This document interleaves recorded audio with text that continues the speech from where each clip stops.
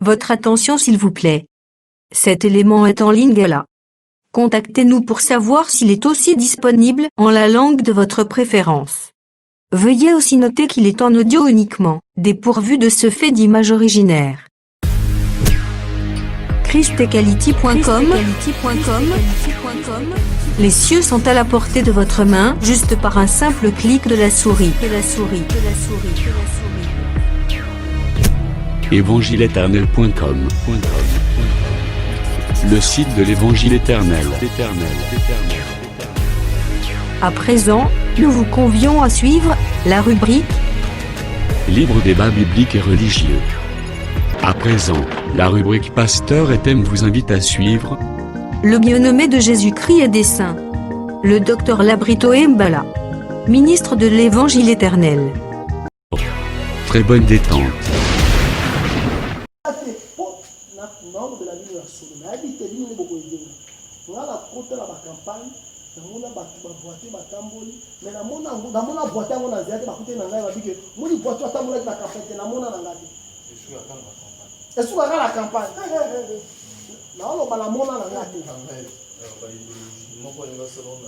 Mais on peut te porter ma vie comme la quartier, hein, porter ma vie comme la quartier. Elle va ni mettre la Brazzaville na arrondissement mobile. Na Talangai. Porter elle va ni comme la Talangai ba to Talangai ba ko la te porter na ko tambola ya on toi na ngo pour ça. Parce que c'est lui qui était, c'est le même qui est. Vous voyez, alors quand Nzambe o ya temps présent. Vous voyez, mais il y a quoi ça na biso? C'est lui qui va venir. Venir, on est comme il temps futur. C'est qu'il est le Dieu qui a opéré avec Israël. Il est le Dieu qui opère avec nous. Il est aussi un Dieu qui va nous enlever et il va opérer encore avec Israël. Vous comprenez? Mais toi, les gens tout ça, les gens tout ça, moko. Vous comprenez? Moutoua nande, il y a des gens qui s'habillent sur la paix, il y a des gens qui s'habillent sur la grâce. C'est que Jean y a utilisé que la paix et la grâce vous soient données. Mais que la paix et la grâce vous soient données, nous avons encore la serviteur. Nous avons ambassadeur. Mais j'utilise le mandat du Seigneur. Le Seigneur a dit que la paix et la grâce vous soient données, mais alors au travers les serviteurs. Donc, on a déjà la vie que le Seigneur vous bénisse. Le Seigneur, que le Seigneur vous bénisse, c'est Dieu qui vous bénit au travers de vous. Que la paix du Seigneur soit avec vous. Yamaka no sotele yango. C'est ça. C'est que ezaka mutu moko oyo azosala makambo wana nyonso. Et pour balobi, de la part de cet esprit qui sont devant son trône. D'abord, Yekaka, cet esprit osa devant son trône, il faut te comprendre, il faut tout dans l'Apocalypse 4. Dans l'Apocalypse 4, homme de Dieu, banda partir, il y a...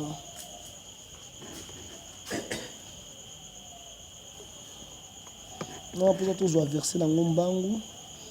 Banda à partir à verset 4. Banda à partir à verset 2. Aussitôt je fus ravi en esprit, et voici il y avait un trône dans le ciel. Et sur ce trône, quelqu'un était assis. Celui qui était assis avait l'aspect d'une pierre de jaspe et de sardoine. Et le trône était environné d'un arc-en-ciel semblable à de l'émeraude. Autour du trône, je vis 24 trônes, et sur ces trônes 24 veillards, assis, revêtus de vêtements blancs, et sur leurs têtes des couronnes d'or. Du trône sortaient des éclairs, des voix et des tonnerres. Devant les trônes brillent 7 lampes ardentes, qui sont les 7 esprits de Dieu. Ok. Au moni ndenge, balobi devant trône. Izalaki na 7 lampes. Ozomona? 7 lampes yana babe yango les 7 esprits de Dieu. Tant on peut savoir ba détail sur 7 lampes wana ezate Non, peut c'est la détail tant que dans l'Apocalypse 4 kaka. Maintenant, on a besoin de retenir d'abord que les esprits, ce sont les lampes. Vous comprenez? De la part de celui qui est, de celui qui était, de celui qui vient, de la part de cet esprit qui sont devant le trône. D'abord, cet esprit qui sont devant le trône va présenter en Apocalypse 4. Apocalypse 4, verset 5. Va présenter en Apocalypse 4, verset 5.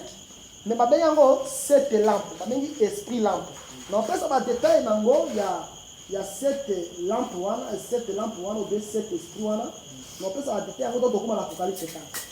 Mais en grosso modo, ça va dire cette lampe, va dire cet esprit. Cet esprit, pourquoi? Tozui, Proverbe 6.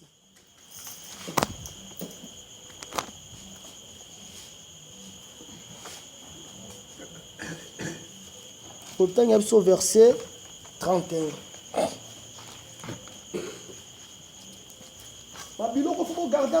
Si l'on trouve, si on les trouve, il fera une restitution au septuple. Amen. Il donnera tout ce qu'il a dans sa main.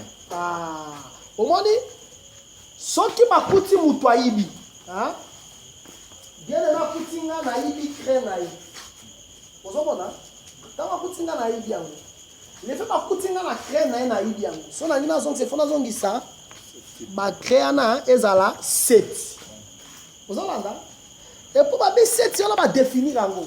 Ma 7 il va restituer le septuple, il donnera tout ce qui est dans sa main. C'est que ces petits les a nuancés sur la main. Vous comprenez? Total. Donc on est dans nos andates. Premier jour, deuxième jour, sixième jour. Septième jour, à se reposer. C'est-à-dire à combien à souka. Est-ce que nous comprenons? Hein? Le septuple, c'est la totalité. Maintenant, de la part de cet esprit qui sont devant le trône. De la part de cet esprit qui sont devant le trône, en ce moment, il faut tolobi d'abord, cet esprit la totalité de l'esprit. La totalité de l'esprit, pour comprendre aux Jean 3. Bon, gardez biloko makasi parce que batu bakoluka bayi babino yango. Tozui homme de Dieu tanga verset 34. Car celui que Dieu a envoyé dit les paroles de Dieu, parce que Dieu ne lui donne pas l'esprit avec mesure. Le Père aime le Fils et il a remis toutes choses entre ses mains. Au moni, si le Fils, l'Esprit sans mesure. Comment appelle l'Esprit sans mesure? Le Père appelle toutes choses. Toutes choses entre ses mains. C'est que le Père a mis PCP par là. Toutes choses. C'est-à-dire le Père appelle si la trône et n'a pas si fils. Vraiment. Autorité n'a pas si fils. C'est qu'aujourd'hui nous ne chassons plus les démons au nom de Dieu. Mais nous chassons les démons au nom de Jésus. Pourquoi? Parce que le Père a donné toute l'autorité entre les mains des fils. Si on a une si on a une guérison, on a une soulagement, on parce que le Père a donné tout. Tout on a les septuples. Maintenant, de la part de cet esprit, on a esprit sans mesure. Mais cet esprit est devant le trône. Il n'y a pas un accès sans passer par le Fils. Amen. Trône. On compte à trône. Il y a des trônes. Il y a des trônes. Si on a trône, cet esprit. Cet esprit, or, on se trouve trône. Parce que combien vraiment, on a dévancé ma macaron pour dans l'Apocalypse 20. Il faut qu'on me parle. Mais avant qu'on me parle, il y a des trônes. Il faut que le Canada ait le cet esprit. Cet esprit d'abord, personne ne peut voir le Père s'il ne passe pas par le Fils. Dieu a mis un intermédiaire entre les hommes et lui. Intermédiaire dans le tabernacle. Amen. Yo, on a posé dans le tabernacle. Il faut tabernacle parce que sur le tabernacle. Pour l'année. Pour tabernacle, il faut dans l'hôtel des holocaustes. Bon côté. Tabernacle, il faut hôtel des holocaustes. Si quoi yo, quand Jésus a le baka, quand les aïe, il était habitué à la souffrance. D'abord, on a dit habitué à la souffrance. Habitué à la souffrance, ça veut dire quoi? Ça veut dire qu'il est hôtel des holocaustes. Parce que dans l'hôtel des holocaustes, mon colonel, il ne faut pas vous m'abagner. Il dit voilà, les gars, ils vont habituer à la souffrance. C'est que les gars, ils vont hôtel des holocaustes. À celui qu'on a hôtel des holocaustes, il y a des qui viennent. Vous comprenez? C'est que tu ne peux pas voir le Père si tu ne passes pas par le Fils. Le Fils aujourd'hui, le Fils c'est l'enseignement. Hébreux chapitre 1, verset 1 à 2, après avoir autrefois parlé de plusieurs manières et de plusieurs reprises par nos pères, les prophètes, Dieu dans ces derniers temps, il ne parle pas le Fils. Qui parle? Dieu, mais par le Fils. Le Fils, c'est l'enseignement. L'enseignement, c'est l'enseignement parfait. Il y a le Saint-Esprit. Maintenant, c'est au travers le Saint-Esprit qu'on a enseignement, au monde le Père. C'est au travers de Naman, c'est au travers de Géasi, tout le monde a Élisée. Mais Géasi, on écoute la Géasi, on peut boire quand la journée, 7 fois. Le Saint-Esprit, et ça, tout le monde a trouvé. Est-ce que vous comprenez? Mais, on dit que, il faut qu'on remercie à Géasi. Parce que Géasi est dans sa journée. Pour la Géasi, en réalité, vous avez même les prêts à Naman les armées Géasi. Pour les prendre, il faut dire que et là, dans les autres. La bonne révélation dans la Bible, c'est que de la part de cet esprit qui sont devant le trône, de la part de Géasi qui est devant Élisée. Mon nana Géasi, alors on y voit qu'à 7 fois. Cet esprit. Parce que l'enseignement est parfait. Nous prêchons l'évangile parmi les parfaits. Mais l'évangile, on a un peu parfait. L'évangile, on a une perfection. On a cet esprit, les lots. Parce que l'évangile est dans la plénitude de l'abondance. Parce que l'évangile, il y a Moïse. Ou bien parole est à Moïse. Il y a la perfection. Mais aujourd'hui, nous connaissons Dieu par la venue de Jésus-Christ. Les messages de Jésus-Christ, il y a des rendus sont parfaits pour que tout le monde ait le trône. Mais il y a devant le trône. Le Saint-Esprit, c'est Jésus-Christ et l'Esprit sans mesure. L'Esprit sans mesure, c'est tout le monde a un enseignement. On remarque qu'il y a un télévision, nous avons monté, nous avons fait un télévision, nous avons fait un télévision, nous avons fait un télévision, nous avons fait un télévision, pour l'enseignement, ils ont l'or avec une profondeur illimitée. Nous avons l'enseignement, parce qu'aujourd'hui, l'esprit sans mesure, c'est l'enseignement. Nous avons si Paul battait la Bible, la Bible est Kauka. C'est que l'enseignement, c'est l'esprit sans mesure. De la part de cet esprit qui sont devant le trône. On ne peut pas arriver au trône si on ne passe pas par l'enseignement. Parce que c'est l'enseignement des paroles au Géasi pour que Naman a Élisée qui est le trône. Amen. Je ne sais pas si tu as compris. Tu as évolué malem. C'est comme ça toujours que tu continues par la grâce de Dieu. Et de la part de Jésus-Christ, les témoins fidèles. Makamoumoussou ce soir. Pourquoi on dit les témoins fidèles? Témoins fidèles, quand on dit témoins fidèles, et l'ignon l'obani. Témoins fidèles, ce qui est par exemple, yo, ok bilanga. Ngana keno bilanga te. Est-ce que na témoin fidèle? Témoin fidèle yo ba kena keno pe bilanga. Soko zoli anga penali na mona ndengo zoli asini na témoin fidèle. C'est que les témoins fidèles oyo ils ont de la sagesse. Proverbe chapitre 8. Tu vois Proverbe 8.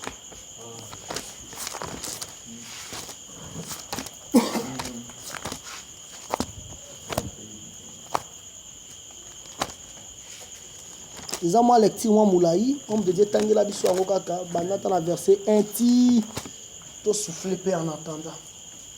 La sagesse n'écrit-elle pas? Pardon, bon là le texte c'est bien hein. Bon là bien papa Baro.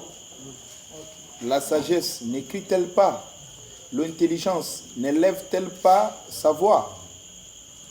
C'est au sommet des auteurs, près de la route. C'est à la croisée des chemins qu'elle se place, à côté des portes, à l'entrée de la ville. À l'intérieur des portes, elle fait entendre ses cris. Pardon, est-ce que bonjour kelo ko batanga? Bon là ça place en sagesse à Zalakate. Azalaka na croisée à chemin, près de la porte. Continue papa. À côté des portes, à l'entrée de la ville, à l'intérieur des portes, elle fait entendre ses cris. Homme, c'est à vous que j'écris. Et ma voix s'adresse au Fils de l'homme. Stupide, apprenez le discernement. Insensé, Sagesse, Nikambuni nous olobela biso na apprenez l'intelligence. Écoutez, car j'ai de grandes choses à dire. Et mes lèvres s'ouvrent pour enseigner ce qui est droit. Car ma bouche proclame la vérité. Et mes lèvres ont en horaire le mensonge. Toutes les paroles de ma bouche sont justes. Elles n'ont rien de faux ni de détourné. Toutes sont claires pour celui qui est intelligent. Amen. Et droites pour ceux qui ont trouvé la science.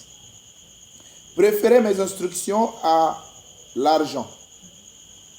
Et la science alors le plus précieux. Car la sagesse vaut mieux que les perles. Il a plus de valeur que tous les objets de prix. Moi, la sagesse, j'ai pour demeure le discernement. Et je possède la science de la réflexion. La crainte de l'Éternel, c'est la haine du mal. L'arrogance et l'orgueil, la voix du mal et la bouche perverse, voilà ce que je hais. Les conseils et le succès m'appartiennent. Je suis l'intelligence, la force est à moi. To ba sagesse c'est mon cas intelligence. Amen. Par moi, les rois règnent. C'est ce qu'on a régné, sagesse c'est quoi? Et les princes ordonnent ce qui est juste. Par moi gouvernent les chefs, les grands, tous les juges de la terre. J'aime ceux qui m'aiment. C'est ce qui est boyé pas boyo. Et ceux qui m'aiment me cherchent, me trouvent. Au moins n'a pas lingi nzambe, au moins n'a pas lukaya. Yango de aimer la sagesse. Avec moi sont la richesse et la gloire, les biens durables et la justice. Mon fruit est meilleur que l'or pire, et mon produit est préférable à l'argent. Produit na ezara quel est ma chère que les femmes même. Je marche dans le chemin de la justice, Et sagesse est bien kumisa. au milieu des sentiers de la droiture, pour donner des biens à ceux qui m'aiment et pour remplir leurs trésors. L'Éternel m'a créé la première de ses œuvres. Oh, on comprend qu'il y a un témoin fidèle. Hein? Continuez. Avant ses œuvres les plus anciennes. J'ai été établi depuis l'éternité, dès le commencement, avant l'origine de la terre. Ah, c'est-à-dire, tant qu'on a pas créé, hein, sagesse à Zana, c'est-à-dire qu'on a un témoin fidèle. Vraiment. Je fis enfanter car il n'eut point d'abîme, point de source chargée d'eau. Avant que les montagnes fussent affermies, avant que les collines existassent, je fis enfanter. Sagesse. Il n'avait encore fait ni la terre, ni les campagnes, ni les premiers atomes de la poussière du monde. Lorsqu'il disposa les cieux, j'étais là.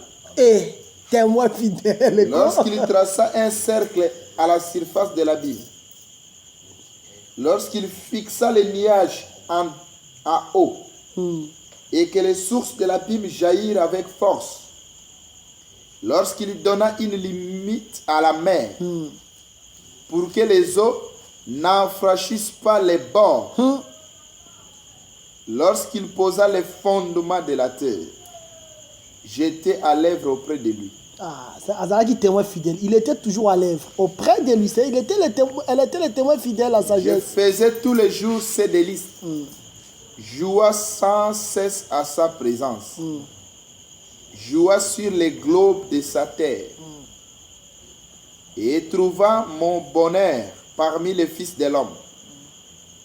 Et maintenant, mes fils. Souka verset 31. Vraiment, Zamba Pambola Litangi Makasi. Amen. Amen. Monique Makamon Zambé Zaravome Lengi. D'accord. Tout le monde a lecture, tout ça, lecture, Zamba Pambolika Abisso. Vraiment. C'est que, tu comprends déjà que le témoin fidèle. C'est un manga. On l'a dit, hein. Tu comprends déjà que le témoin fidèle. Le témoin fidèle, c'est la sagesse. Le témoin fidèle, c'est la sagesse. Quand vous avez créé, on dit que la lumière soit. Sagesse, c'est ça, je pense. C'est ça, moi. Parce que la vie de la part de celui qui est, de celui qui était, de celui qui vient. De la part de cet esprit qui sont devant le trône, de la part des témoins fidèles. C'est que témoin fidèle, on a des sagesse. Vraiment. Parce que tout le monde est vraiment fidèle quand on a pas autre. Il y a Zalaki Moussika. Maintenant, sagesse, on a. Comment nous sommes à l'illusion, tout le monde qui a créé, sagesse, c'est moi qui peut venir. C'est ça le langage à Bible. Si on a la définir que sagesse, on a des dieux. Psaume 90.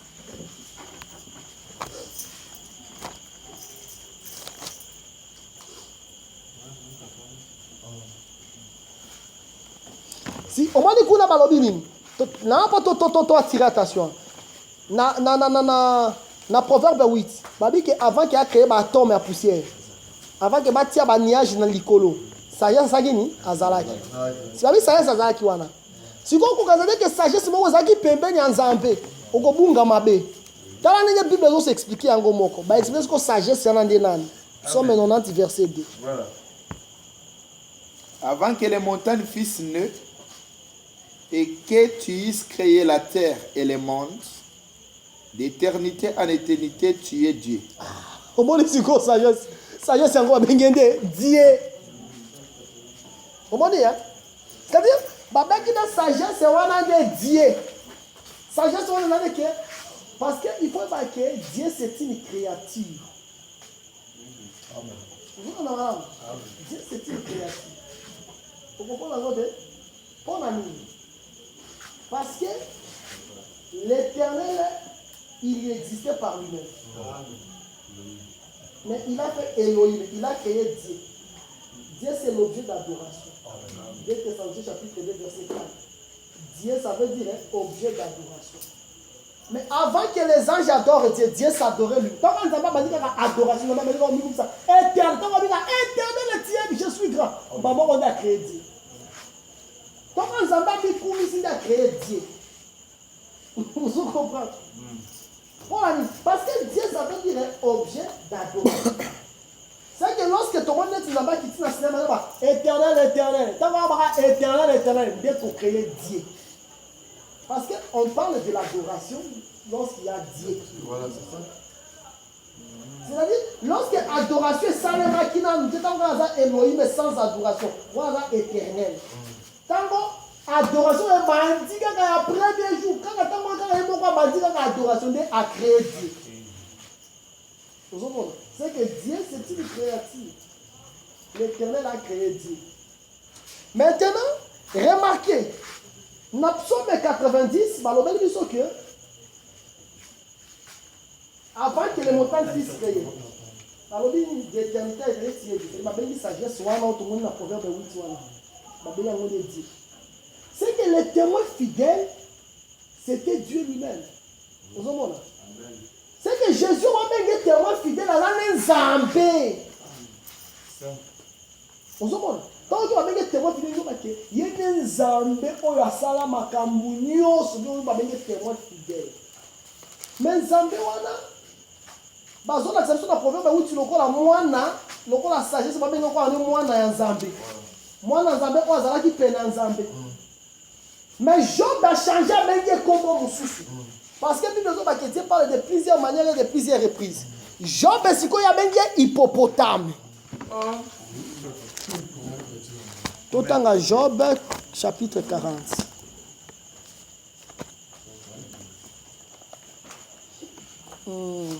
on de Dieu tangela biso Job 40 bandaka à partir ya verset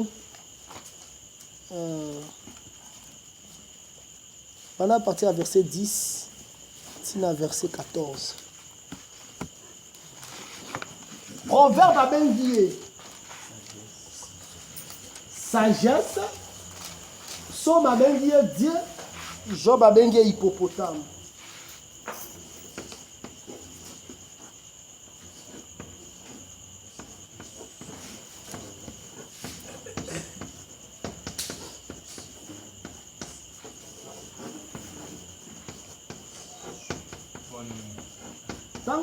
Job 40, verset 10 à 14, on me dit. Ok.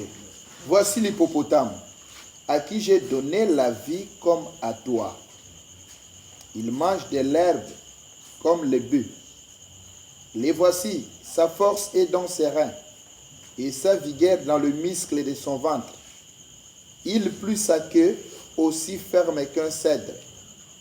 Les nerfs de ses muscles, de ses cuisses sont entrelacés. Ses os sont des tubes de reins.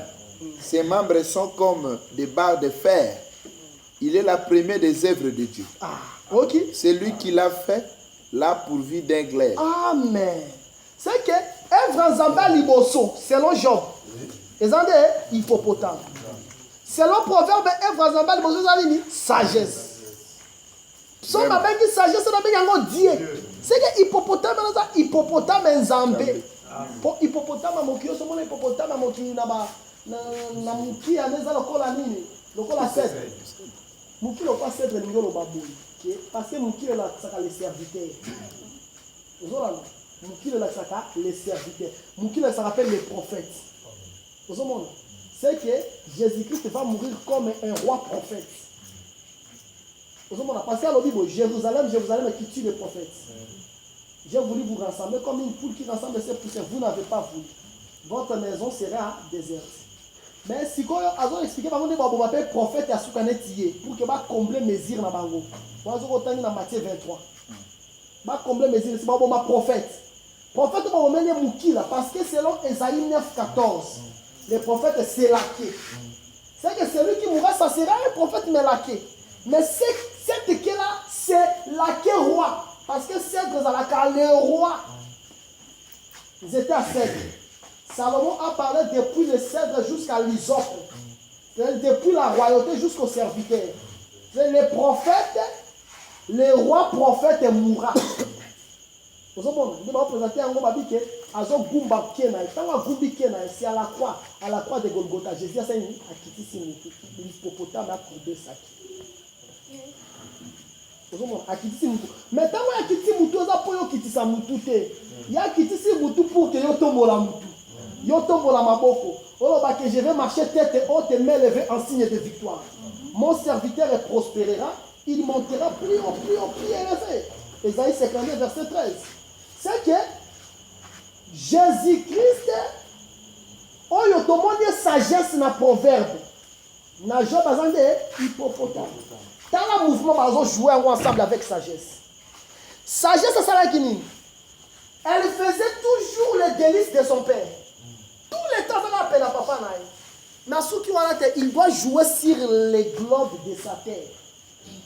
Ce qui a sali le globe de sa terre, en ce moment, les hommes de la terre, il faut y jouer sur les globes de la terre. Dans le verset 30, il y a un proverbe. Proverbe 8, 8 est comme de Dieu. Je vais verset 31. Verset 31. Jouant sur les globes de sa terre et trouvant mon bonheur parmi les fils de l'homme. C'est-à-dire, un voyage ou un bonheur parmi les fils de l'homme. Il faut y aller à jouer là aussi le globe de sa terre. Vous savez, sagesse, c'est ça, pour ça, à trouver bonheur. Il faut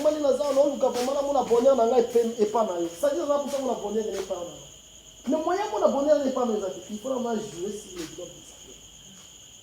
Si vous avez Job 40, c'est l'élection hippopotame.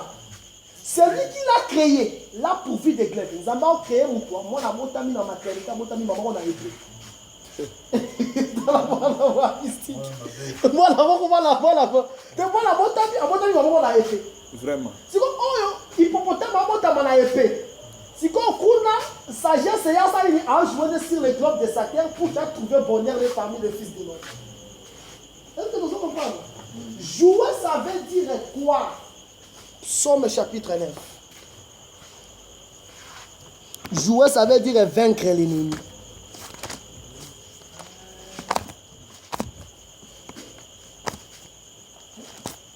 Dans le verset 17, on me dit. Totelema. Psaume 9, verset 17. Totelema. On l'a lu. Écrivain. Psaume 9, verset 17. Psaume 9, verset 17. L'Éternel se montre, il fait justice, il enlace les méchants dans l'œuvre de ses mains. Pardon, on continue. Il enlace les méchants. Enlace bien enlace les méchants. Enlace la catch. Nzamba kanaka azime chaque année. Nzamba la première judoka. Le vrai judoka, c'est Dieu.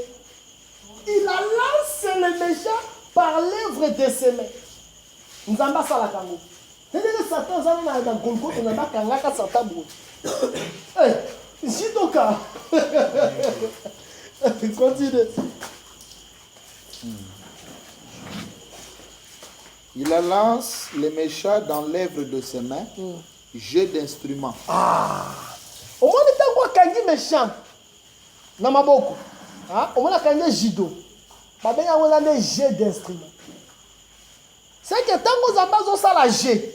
G en Zambé et un méchant. Judo. Donc, moi, je dis tant que ça y la belli. Mili, mon mabé, là, tu sais. David, de fois, ça a joué. David va jouer. A joué nous. David, on a quoi à Ayembate, vous savez que David a passé dans la ligne de Nzambe. Ayemba na l'autre côté. Aya kabanjo beta G. G et ça dit mili pour faire du malanzo comme ça. Parce que lorsque Adam a péché, nous tous nous étions corrompus par les mauvais esprits. Vraiment.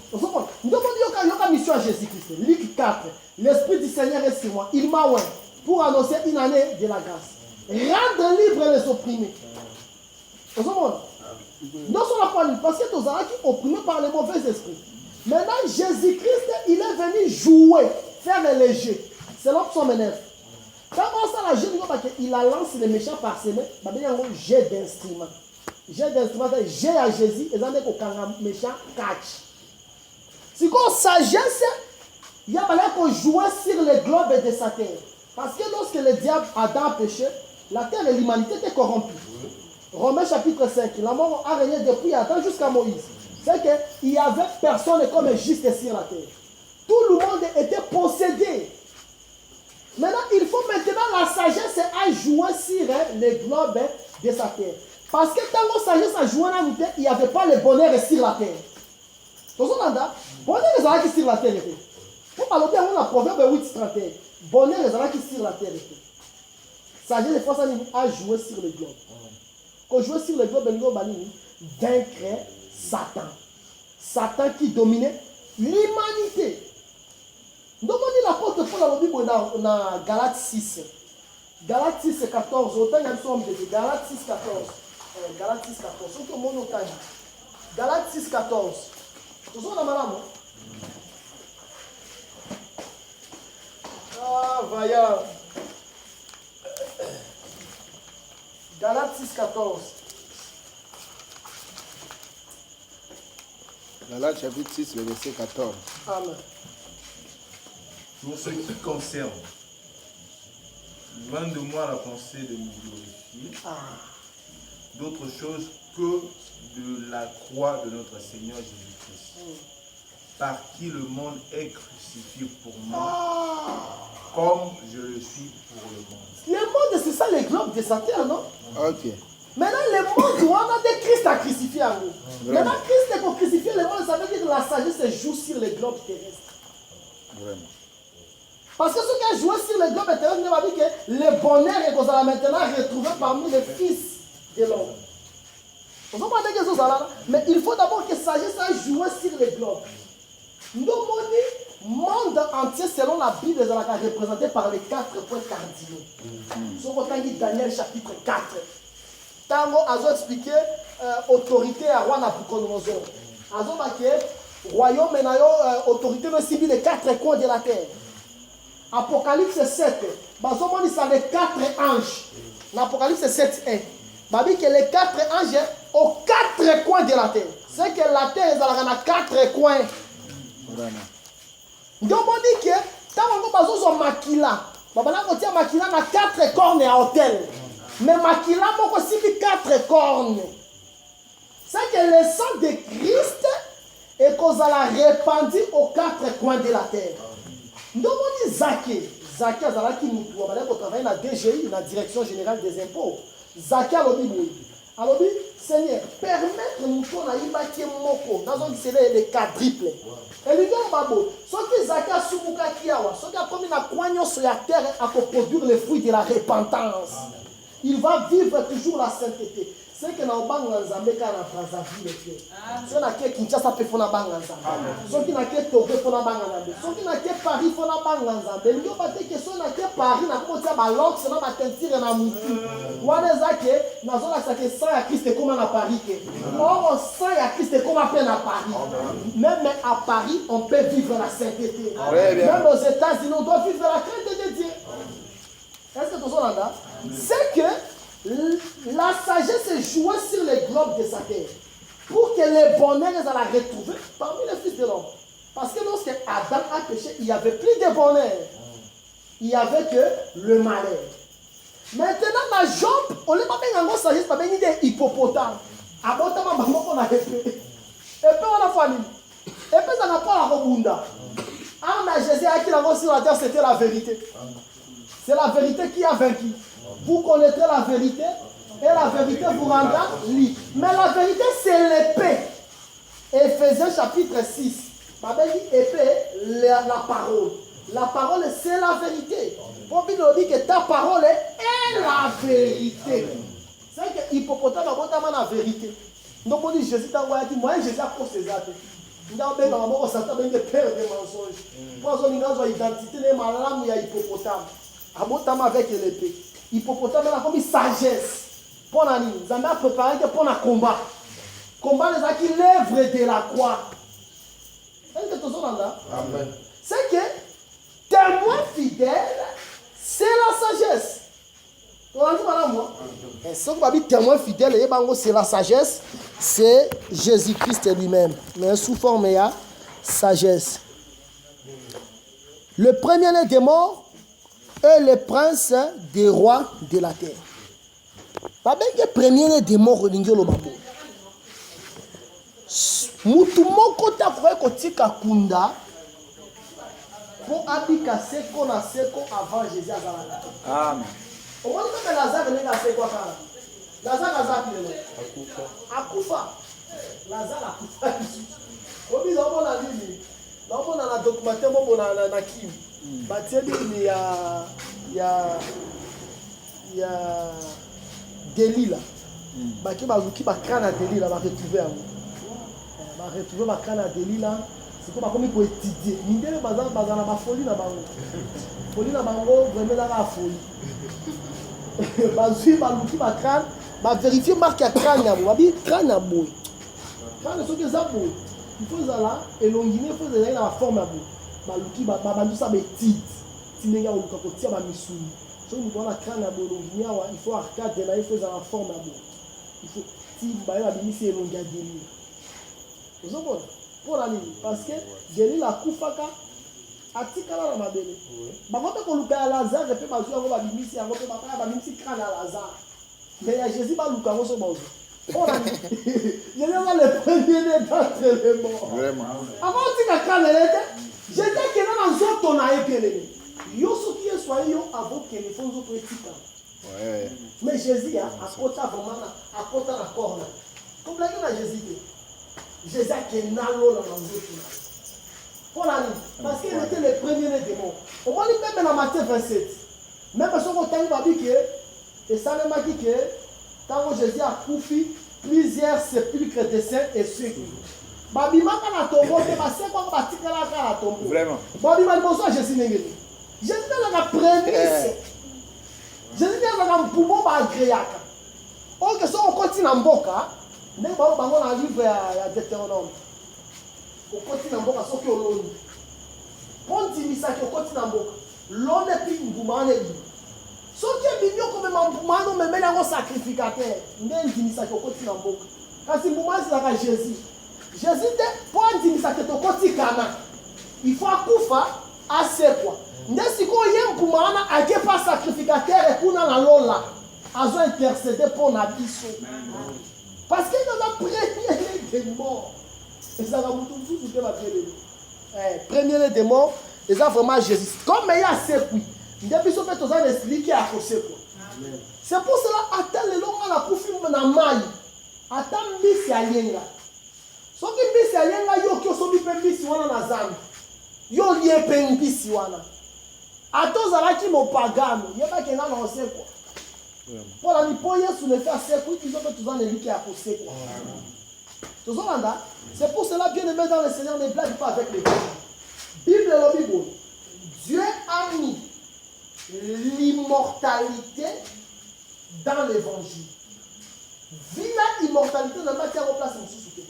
Si on a dit que Mani Nazan a posé un dit que c'est quoi la seco. Amen. Attends, confiance au seco.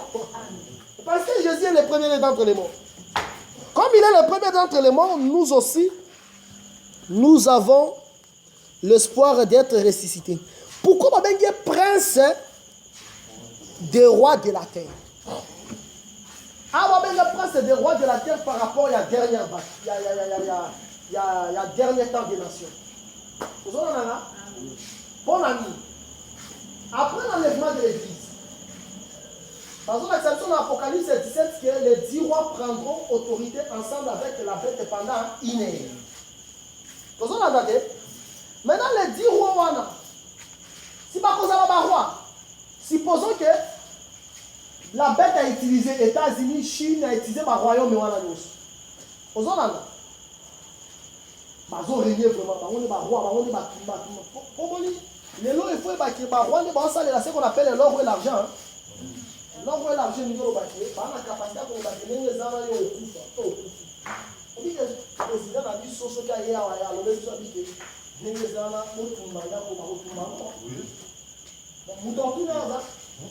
juste un génie d'avoir dit que le président pas de salaire. Ce qu'on attend, on va pas de révocation. La tournée est là. Il faut pas se conseiller la capacité à violer. Comment on dit ça là? Croyons ma porte. Parce qu'on a l'or et l'argent. Par la capacité à déclarer rachat nayo. Par la capacité à commettre un nzambe.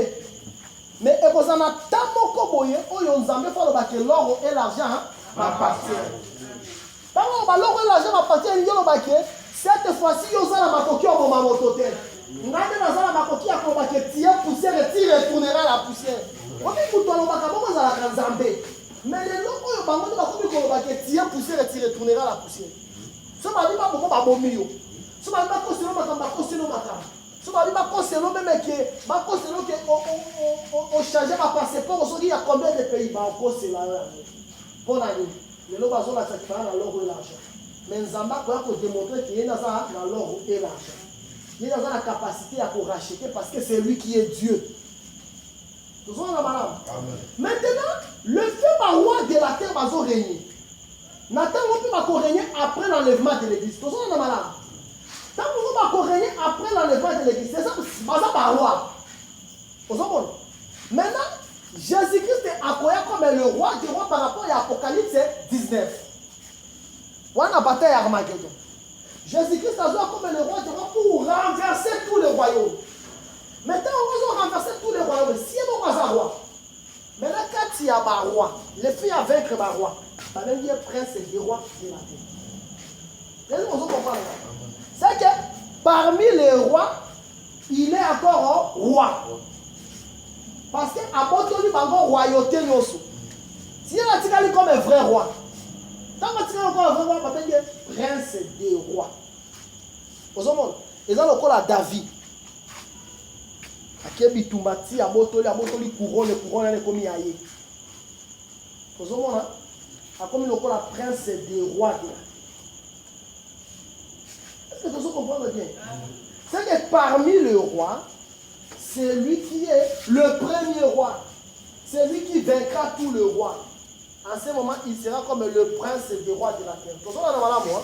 C'est ça un peu, le prince des rois de la terre. C'est-à-dire, il va renverser tous les rois pour qu'il reste comme le prince des rois de la terre. Parce que Jésus a la carrière encore roi, Jésus a la carrière encore prince. Ce qu'on dit psaume, tout en a psaume.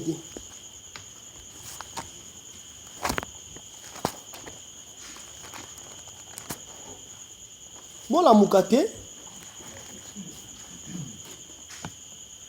Quand on a psaume, on dit. Ah, nous allons passer sa séquence. Comment on a verset 8 et puis on a dit que l'homme de Dieu a intervenir par rapport à la Bible. Verset 8 et puis tu continues quand on continue. Pourquoi ce tumulte parmi les nations? Ces vaines pensées parmi le peuple? Pourquoi les rois de la terre se soulèvent-ils? Et les princes se liguent-ils avec eux contre l'Éternel et contre son roi? Brisons leurs liens, délivrons-nous de leurs chaînes. Celui qui siège dans les cieux rit. Le Seigneur se moque d'eux. Il leur parle dans sa colère. Il les épouvante dans sa fureur. C'est moi qui ai oint mon roi sur Sion, ma montagne sainte. Je publierai le décret. L'Éternel m'a dit, tu es mon fils. Je t'engendrerai aujourd'hui. Demande-moi et je te donnerai les nations pour héritage. Les extrémités de la terre pour possession. Ozomona, aza roi. Ozomona. Tango aza roi, azo vaincre ba roi. Il faut azwani ni héritage.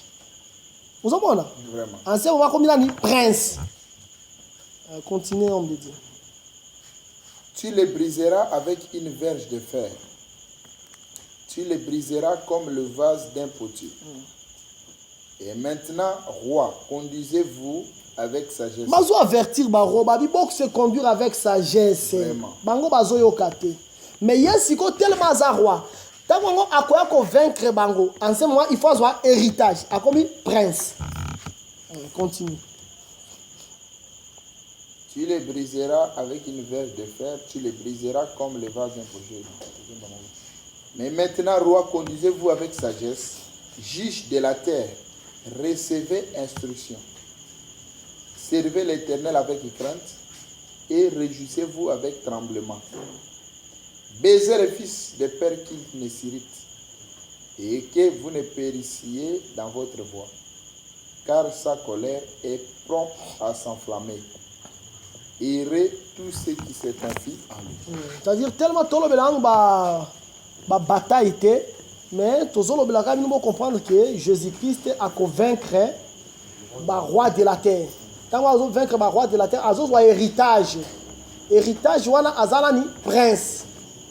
Nous avons la nègre Salema, c'est-à-dire il va vaincre tous les rois de la terre. À celui qui nous aime, qui nous a délivrés de nos péchés par son sang. Bazo expliquer bien moni mutuana. D'abord, ce qu'on t'a une manière bazo placer ma makambo. Bazo la sabiso kezaka mutu moko ndo sala makambo nyonso wana. Na nti tozo comprendre. Tine to bana ko expliquer. Mutu moko kanda osala makambo nyonso wana.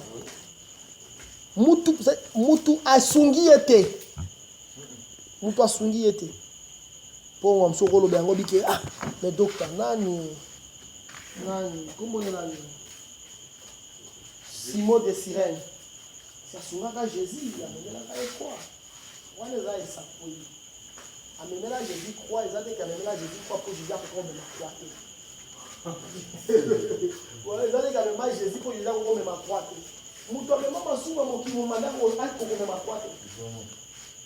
Soki amema croix ya Jésus, ezalaki mpona kolakisa ke il représentait les prophètes. Vous avez là?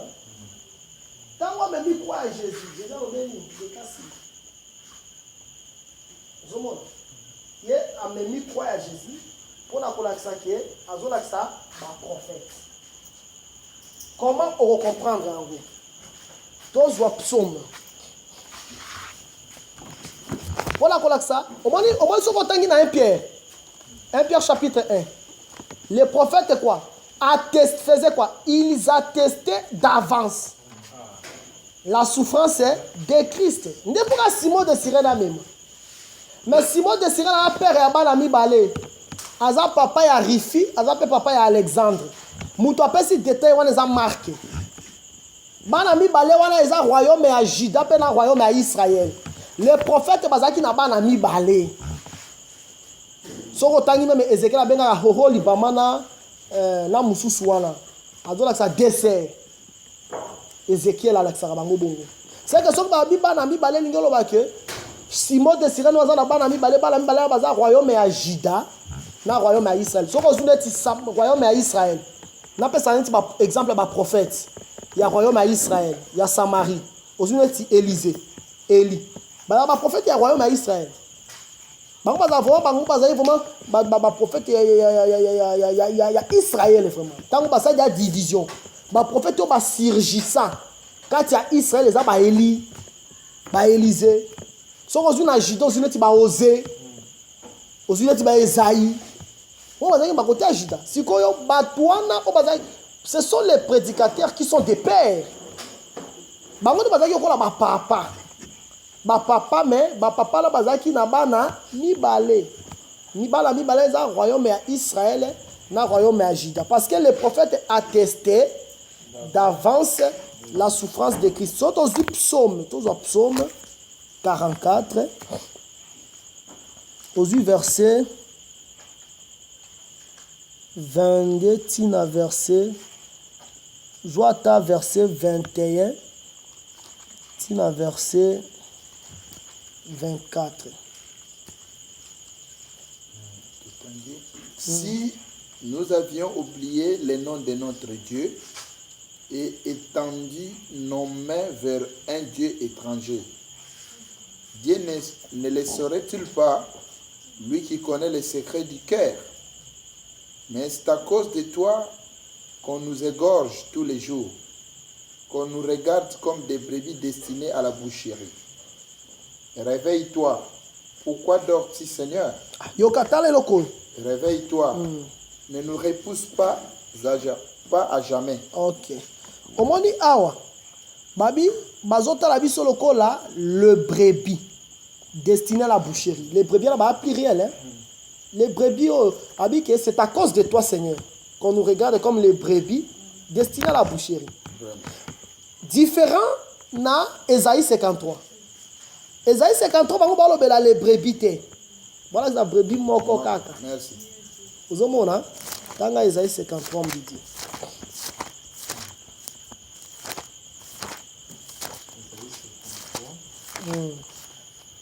Vous avez déjà là?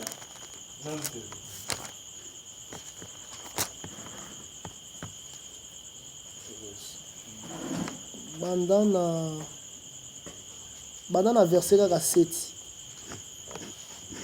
Il a été maltraité et opprimé. Il n'a point ouvert la bouche, semblable à un agneau qu'on mène à la boucherie. Omoni hein? À une brebis muette devant ceux qui l'attendent. Omoni oyo, o brebis oyo, ye aza Jésus. oya psaume 44 eza baprophète soki neti batuni yo question preuve siko tala siko ndenge nani Philippe azodifférencie yango na acte 8 ntango akutana na Énike Éthiopien otanga verset siko ya Esaïe 53 siko Philippe azolakisa ke Esaïe 53 ezolobela Esaïe te azomona siko ndenge tanga na acte 8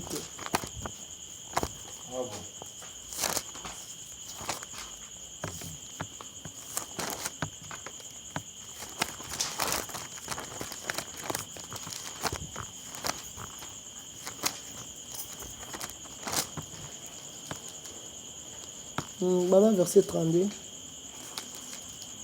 Ici, na verset 40, il a kitoko. Le passage de l'écriture qu'il lisait était celui-ci. Il a été mené comme une brebis à la boucherie et comme un agneau muet devant celui qui le tend. Il n'a point ouvert la bouche. Dans son humiliation, son jugement a été levé. Et sa postérité qui la dépendra, car sa vie a été retranchée de la terre. L'eunuque dit à Philippe, je te prie, de qui les prophètes parlent-ils ainsi? Est-ce que de lui-même ou de quelqu'un autre? Alors Philippe, ouvrant la bouche, et commença par ces passages, lui annonça la bonne nouvelle de Jésus. Comme ils continuaient leur chemin, ils rencontraient de l'eau. Et l'eunuque dit, voici de l'eau, qu'est-ce qui empêche que je sois baptisé?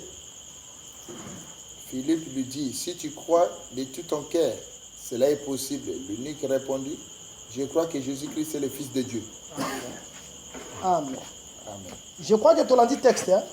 C'est que Esaïe 53, Philippe, l'évangéliste du Seigneur Jésus-Christ, a dit que Esa, le prophète de l'année Jésus. Mais dans le psaume 44, à partir du verset 23, il y a dit ma brebis. Ma brebis, c'est un prophète. Parce que ma prophète, il va représenter Simon de Cyrène. Il ne peut même croire à Jésus. En même temps, Jésus était pour la que Jésus est incapable de me croire. En même temps, Jésus pour la que les prophètes attestaient d'avance la souffrance de Christ. Comment le Christ n'est pas vraiment que accomplissement il y a pour faire un prophète. Vraiment. C'est comme ça que les choses se passent. Mais Jésus-Christ, il a vaincu. Et eloko moko te Jésus-Christ akoki kozanga kokoka yango. Soki Jésus-Christ azanga kokoka makambo. Pwani Jésus akobela biso abike venez à moi vous tous qui êtes fatigués. Yo lobelanga ba fatigue na biso. Tozuka kata 500 personnes ba yaka na fatigue na bango epa na yo. Soko lemba bango. D'abord ozana ba problème ngwa msusu, ozana bana ngwa msusu 5, ngwa msusu. Problème ya bala 5 yo ko résoudre yango te.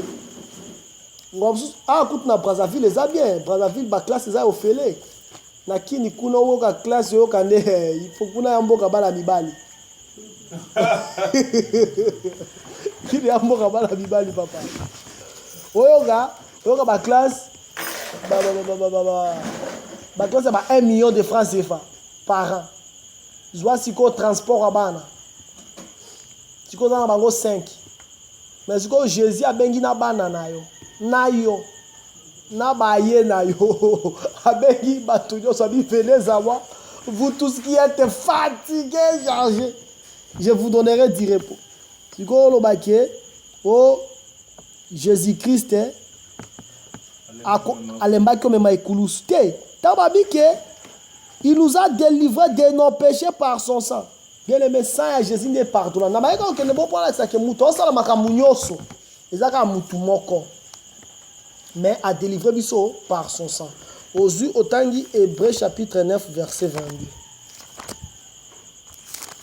faut comprendre le sang à Jésus.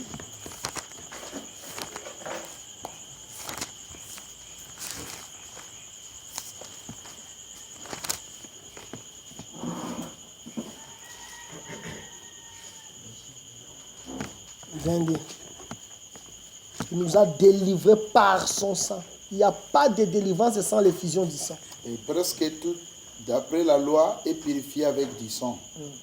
Et sans effusion de sang, il n'y a pas de pardon. Aux Hollandais, ceux qui effusion à sang exact, pardon exact. C'est que Jésus-Christ nous a délivrés à cause de son sang. Mais pour répondre à la question, Moïse n'est pas quoi que le babi qui est beau manga pour la bateau.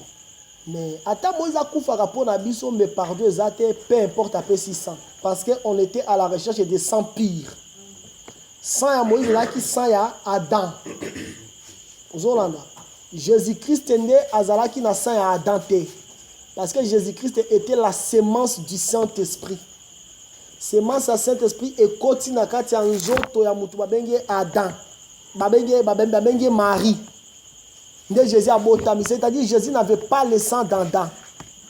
Au moment où il y a le mystère lequel l'apôtre Paul Makassi. Mystère wana soko zuneti Job, to zuneti Job 28 ans. Job a benga kabi ke nani azana makoki ya ko régler le poids divin.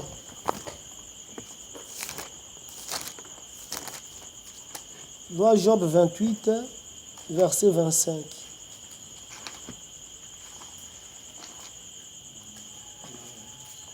Maintenant, verset 24 et 25. Maman Mireille à la lit, hein? Car il voit jusqu'aux extrémités de la terre. Il aperçoit tous sous les cieux. Quand il régla le poids du vent. Okay. Et qu'il fixa la mesure des eaux. Ok.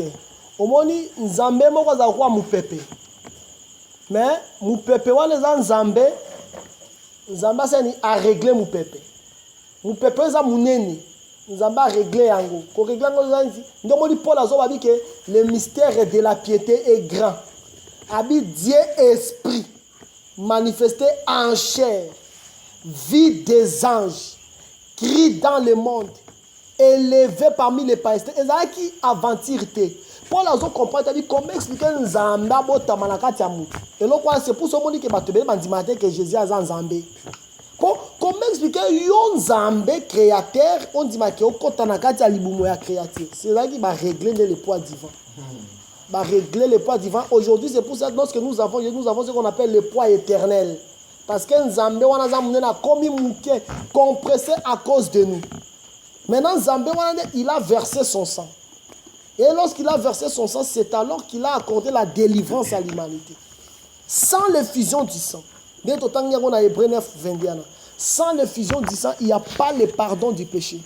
Pour que le pardon soit manifesté, il faut que l'effusion du sang soit présentée. Et qui a fait de nous un royaume de sacrificateurs pour Dieu, son Père, à lui soit la gloire et la puissance au siècle des siècles. Amen. Avant d'aborder le koyo na lobango kama muke et puis musali na nkolo abakisela biso awa balobi boye. Il nous a fait le royaume des sacrificateurs pour Dieu son Père. Tozolanda? Comment tu sais que tu as 2 heures du temps à Pamba? Bon, c'est fortifié, Guigui. Guigui, tout ce qu'il y a 2 heures du temps à Pamba. Nous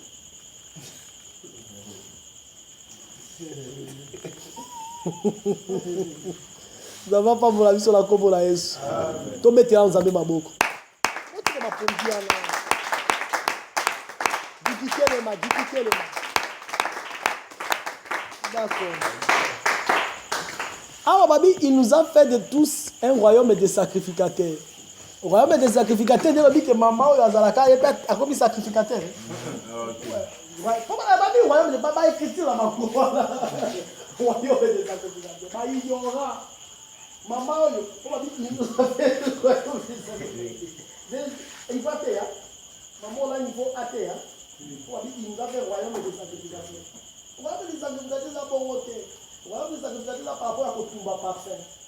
Tout le temps, nous, livre à Exode.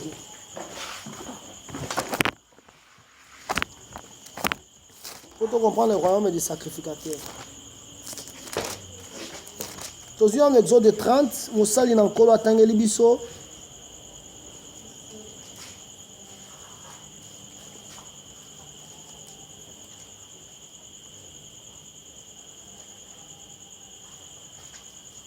Attention au verset 7. Exode 30, verset 7. Aaron y fera brûler du parfum odoriférant. Il en fera brûler chaque matin lorsqu'il préparera le lampe. Tozolanda, Aaron Sarini, il faut tumba parfum odoriférant. Mais en tumangoni chaque matin. C'est que sacrificateur d'abord que tumba parfum. Tozolanda, parce que ezaki na hôtel des holocaustes, ezaki na hôtel des parfums. Hôtel des parfums, c'est pour ba tumba ka parfum. Si comme muto tumba parfum wana ezalani Aaron. Aaron azalani sacrificateur. Maintenant, il a fait de nous le royaume des sacrificateurs. Il faut que tout le monde comprenne. Ce quand on va parfait, parfait les années. Psaume 141. Psaume 141, verset 2.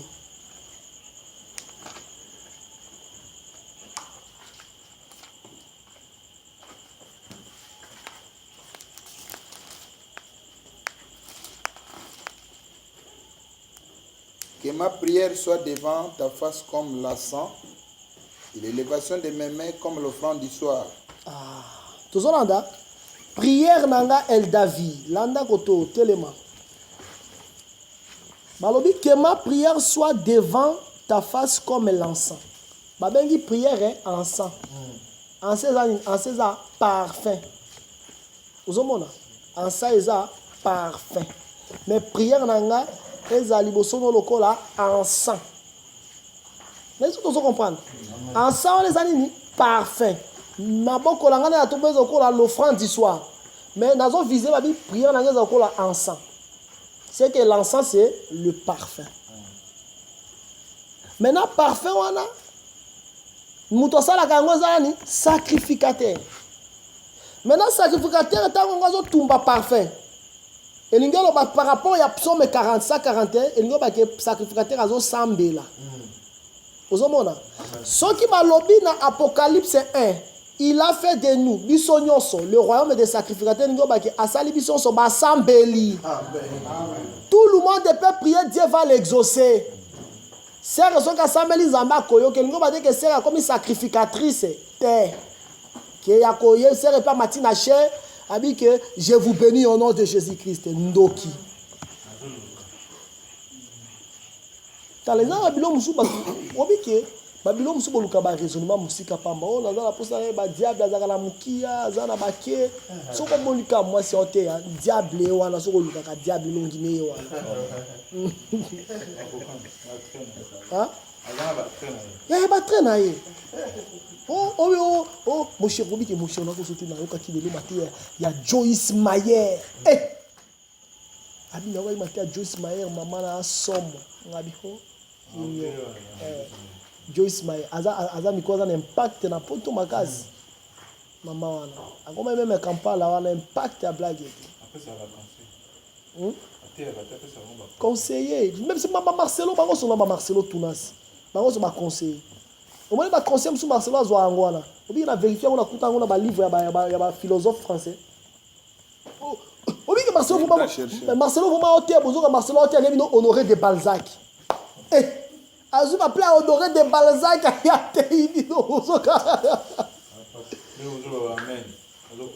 Abi, bien aimé. Je vais vous dire que le célibat c'est une bénédiction.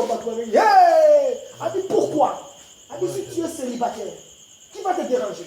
Personne. Tu peux partir quand tu veux, tu peux rentrer quand tu veux. C'est une bénédiction, le célibat. Tu vas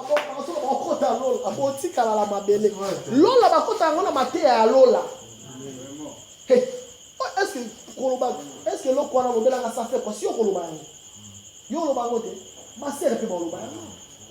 Ils ont un conseil. Comment un conseil? Que France n'a visa Congo. Oui. Autant que les France n'a visa Congo. Yo lo belanga. Donc les France n'a visa Congo. Yo lo belanga. OK ne lola la biloko mabele. Et si bate, non le bota biloko mabele te. C'est que attends babi que il a fait de nous le royaume des sacrificateurs, c'est-à-dire il nous a fait des gens de prière. Donc mon Jésus a dit que ma maison sera appelée la maison de prière. Au moins, quand on sert, quand on s'en met là, quand on s'en met là, bon tumba mbeka, bon tumba parfait. Parfait, voilà, il y a, voilà, c'est-à-dire, na serre, na biso, sur ce qu'on s'en met dans ma koyoka. Au moins, il a fait de nous un royaume de sacrificateurs. Aux unis, tango Mardoché. Alors, on dit Esther,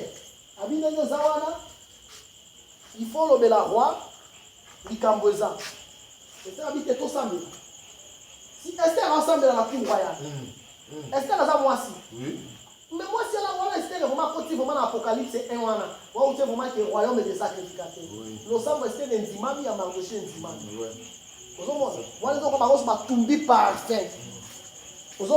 Il a fait de nous un royaume de sacrificateurs. Et ça par rapport à la prière, non par rapport à l'enseignement. Parce que, à qui qu'on contredire Paul était. Paul a dit, je ne permets pas à la femme d'enseigner. Comme dit aussi la loi. Ni de prendre l'autorité, merci.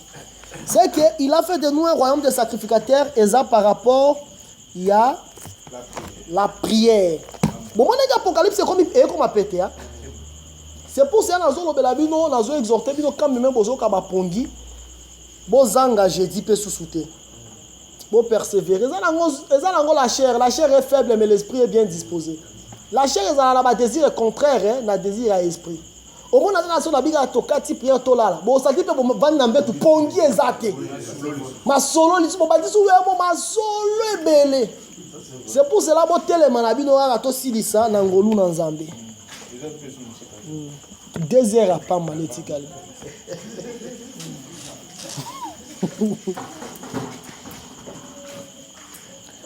Des royaumes des sacrificateurs pour Dieu son Père, à lui soit la gloire, la puissance au siècle des siècles. Amen.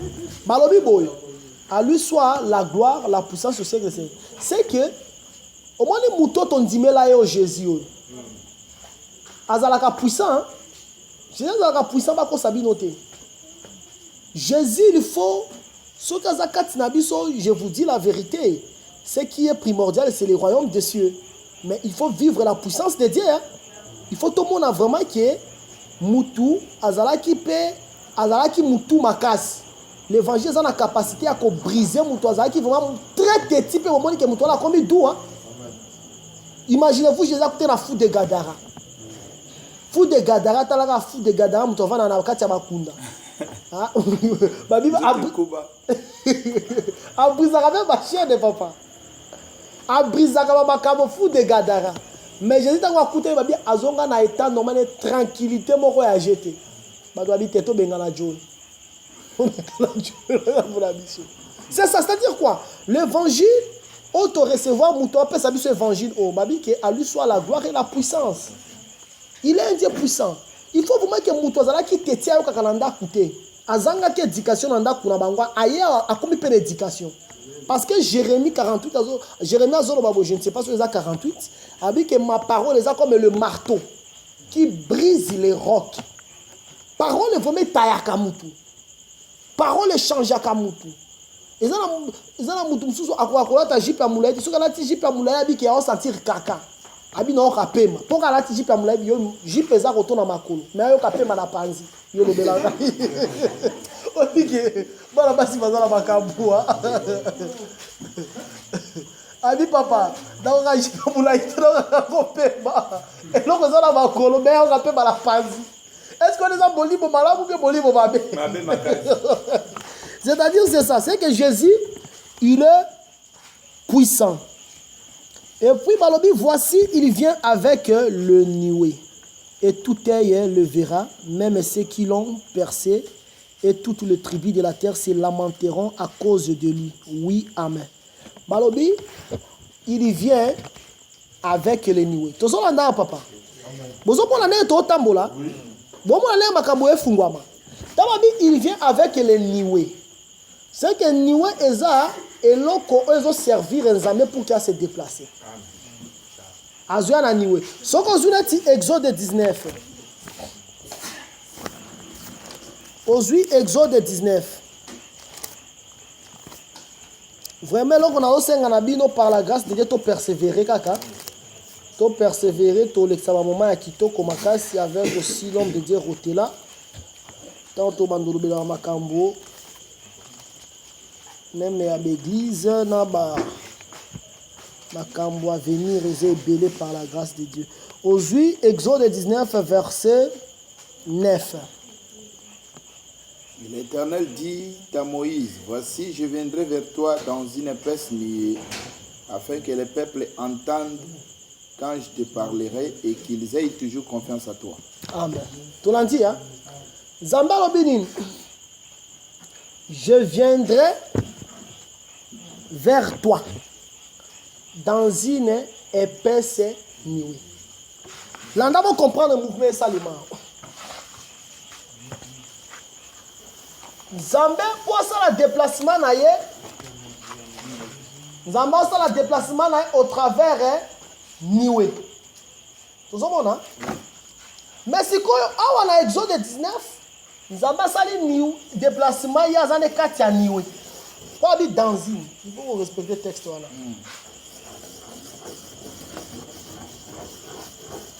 Awande éternel azan. Tu comprends, hein? Éternel on est quatre niwe. Maintenant, tu réponds à la question de Job 38.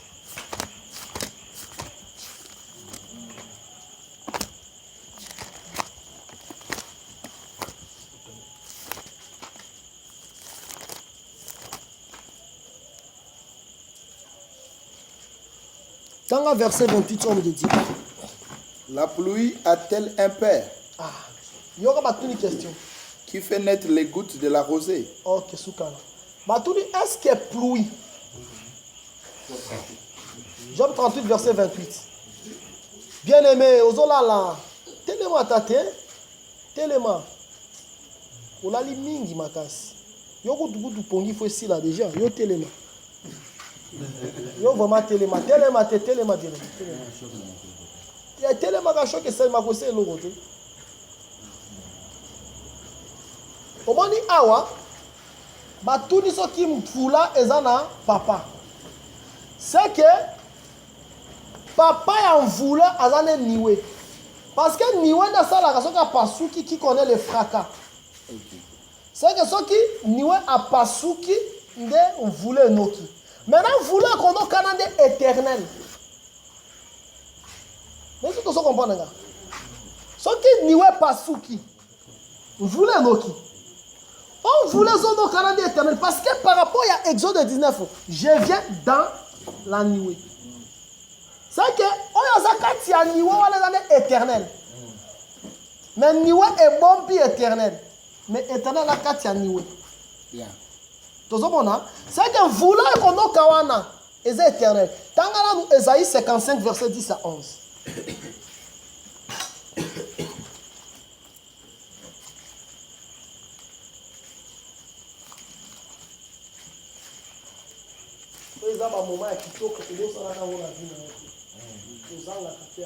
Comme la pluie et la neige descendent du ciel et n'y retournent pas sans avoir arrosé, féconder la terre et fait germer les plantes, sans avoir donné de la semence aux semeurs et du pain à celui qui mange. Au moins, babi que la pluie aux autres qui t'awana. Au moins, la pluie wana. Babi yango zani ma parole. Hein? Babi que pluie wana la parole. Or pluie wana la parole zani l'Éternel est dans la nuée. Ndé la mouvement au salima. Tellement il vient dans la nuée. Ndé balaboko na après Exode 19 to comme na Exode 20. Na Exode 20 ça après si 10 commandements. Or la parole c'est la pluie. C'est que le commandement et que c'était l'Éternel au milieu du peuple. C'est que c'était l'Éternel dans la nuée. Déjà dans Exode 19, il y a aidé dans la nuée. Comme ça dans la nuée, c'est ça vous là. Maintenant dans Exode 20. Vous là si vous quittez. C'est ça les 10 commandements. Les 10 commandements selon Esaïe, c'est la parole. Vous comprenez? Mais maintenant pourquoi niwa wana ezipi éternel. Niwa wana ezipi éternel, c'est ça les anges. Pour l'éternel, ayaka ebokote, ayaka avec les anges. Vous comprenez? Maintenant, ayaki avec les anges pour qu'il appelle ça la parole. Ndomoni, acte 7. Tout en acte 7.